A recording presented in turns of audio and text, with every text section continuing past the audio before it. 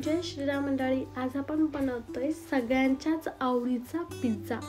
बघू शकता काय मस्त दिसतोय, सुपर टेस्टी झालेला आहे, झटपट तयार होतो। एकदा तुम्ही घरी बनवलात तर बाहेरून पिझ्झा तुम्ही कधीच ऑर्डर करणार नाही, असा हा पिझ्झा तयार होतो। चला तर मग रेसिपीला पटकन सुरुवात करू। सुरुवातीला आपण पिझ्झाचा बेस तयार करूया। त्यासाठी इथे मी 1 कप मैदा घेतलेला आहे। मैद्याच्या ऐवजी तुम्ही गव्हाचं पीठ घेतला तरीही चालते, तुमचा पिझ्झा अजून हेल्दी होईल। आता आपण इथे ईस्ट वापरणार नाही, तर ईस्टच्या ऐवजी आपण इथे दही, खायचा सोडा आणि बेकिंग पावडर वापरणार आहोत। इथे मी अर्धा कप दही घेतलं, पण त्यातलं मी पाव कप दही या पिठामध्ये टाकले। पाव चमचा खायचा सोडा, पाऊण चमचा मी इथे बेकिंग पावडर टाकलेली आहे। चिमूटभर मीठ टाकून घेऊया आणि 1 चमचाभर इथे मी पिठी साखर टाकलेली आहे। आता आपण सुरुवातीला हे दह्यामध्ये मिक्स करून घेऊया आणि मग पिठामध्ये हे सगळं साहित्य मिक्स करून घेऊया। आता या पिठाचा आपल्याला गोळा तयार करायचा आहे। इथे मी पाण्याचा वापर न करता फक्त दह्यामध्येच याचा गोळा तयार करणार आहे। सो इथे आपल्याला अजून दही लागणार आहे। मग जे शिल्लक राहिलेलं दही होतं तेच दही मी यामध्ये पूर्ण टाकून घेतले, म्हणजे कंप्लीट मी अर्धा कप दही घेतलेला आहे। आता आपण हे मिक्स करून याचा छान मऊसूद असा गोळा तयार करून घेऊया। इथे बघू शकता ह्याचा गोळा तयार झालेला आहे। हे हाताला खूप चिटकते, त्यामुळे मी इथे चमचाभर तेल टाकून घेते आणि तेल टाकणं खूप महत्त्वाचं आहे। यामुळे आपला पिझ्झाचा जो बेस असतो ना तो छान मऊसूद होतो, कडक होणार नाही। आता आपण हे छान गोल करून 5 मिनिट आपण झाकण ठेवून साईडला ठेवूया। आता आपण पुढची प्रोसेस करूया, ती म्हणजे आपल्याला इथे पिझ्झा सॉस तयार करायचा आहे। सो हे पिझ्झा सॉस तयार करण्यासाठी इथे आपल्याला 4 चमचे टोमॅटो सॉस टाकायचा आहे। याचमध्ये 2 चमचे मी इथे रेड चिली सॉस टाकतीये आणि यानंतर आपल्याला 1 चमचा चिली फ्लेक्स आणि 1 चमचा ऑर्गेनो टाकायचा आहे। आता हे आपण छान मिक्स करून घेऊया आणि इथे आपला हा होममेड पिझ्झा सॉस तयार आहे। झटपट हा पिझ्झा सॉस तयार होतो, विकत आणायची बिलकुल गरज नाहीये। आता इथे आपले हे 5 मिनिट झालेले आहेत। आता आपल्याला ह्या गोळ्याला छान मळून थोडंसं आपटून मऊसूद करायचं आहे। कमीत कमी 2 ते 3 मिनिट आपल्याला हे पीठ छान मळून घ्यायचं आहे। यामुळे ना आपला बेस एकदम परफेक्ट होतो, मऊसूद होतो आणि छान तयार होतो। इथे बघू शकता मी हे छान मऊसूद करून घेतलेलं आहे। आता आपल्याला हे लाटून घ्यायचं आहे। आता हे खाली चिटकू नये यासाठी मी यावरती थोडासा मैदा शिंपडलेला आहे। हे तुम्ही हाताने पण प्रेस करून घेऊ शकता किंवा बेलनने लाटून घेऊ शकता। इथे मी हे छान पिझ्झाचं बेस लाटून घेतलेलं आहे। याची जाडी तुम्ही बघू शकता, नॉर्मल आपण चपाती करतो त्यापेक्षा थोडीशी मी हे जाड ठेवलेलं आहे। यापेक्षा अजून किंचित जाड तुम्ही ठेवू शकता। आता मी हा पिझ्झा एका प्लेटमध्ये बनवणार आहे, सो त्यामुळे मी त्या प्लेटची साईज घेण्यासाठी इथे यावरती प्लेट ठेवून मी हा पिझ्झा कट करून घेतले। आता या पिझ्झावरती आपण फोकने चित्र पाडून घेऊया।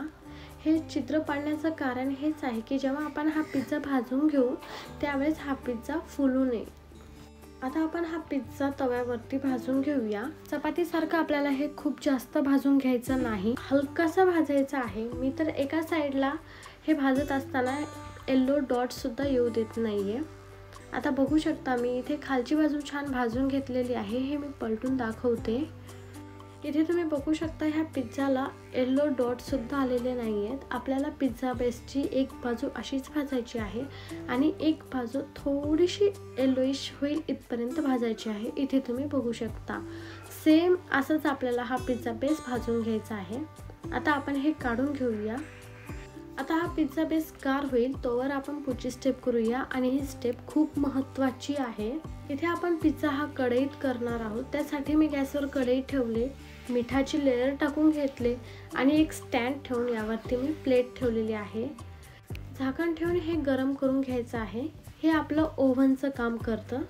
आता आपण पुढची स्टेप करूया। इथे आपला पिझ्झा बेस छान गार झालेला आहे। यावरती सगळ्यात आधी मी तयार केलेला पिझ्झा सॉस लावून घेते आणि इथे मी हा पिझ्झा सॉस छान लावून घेतलेला आहे। यावरती आपण चीज टाकून घेऊया। इथे मी मोझरेला चीज वापरतीये, जे याआधी मी वापरलेलं होतं त्यातलंच थोडंसं शिल्लक राहिलं होतं ते टाकून घेते. आता यावरती आपल्याला भाज्या ठेवायच्या आहेत. भाज्या तुम्ही तुमच्या आवडीनुसार ठेवू शकता. इथे मी फक्त कांदा, टोमॅटो आणि शिमला मिरची ठेवतीये.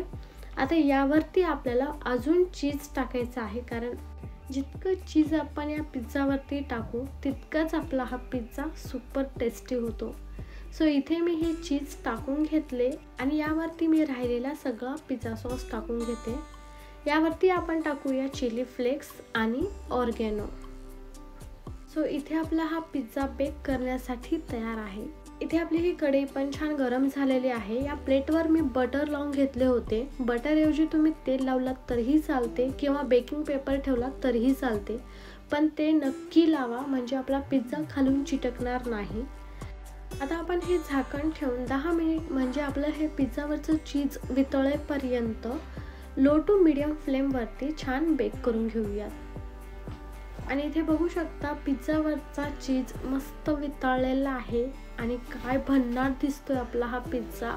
वाव. आता आपण हा पिझ्झा काढून घेऊयात. प्लेटला बटर लावल्यामुळे हा पिझ्झा सहज निघतो. आता आपण हे कट करून घेऊयात. इथे बघू शकता पिझ्झा सहज कट होतो. याचा अर्थ पिझ्झाचा जो बेस असतो तो बिलकुल कडक नाही झालाय, मऊ आहे. आणि इथे आपला हा सगळ्यांच्या आवडीचा पिझ्झा खाण्यासाठी तयार आहे. तोंडाला पाणी सुटते ना पिझ्झा बघून. खरंच तुम्हाला विश्वास बसणार नाही की हा पिझ्झा तुम्ही घरी बनवलात. बाहेर जसा मिळतो अगदी तसाच झालेला आहे. डिटेलमध्ये छोट्या छोट्या टिप्ससहित मी आजची ही रेसिपी तुमच्यासोबत शेअर केलेली आहे. नक्की करून बघा, कमेंटमध्ये सांगायला विसरू नका. पुन्हा भेटूया अशाच रेसिपीसोबत. तोवर मस्त खा, मस्त रहा. Bye bye, take care. जय श्रीराम.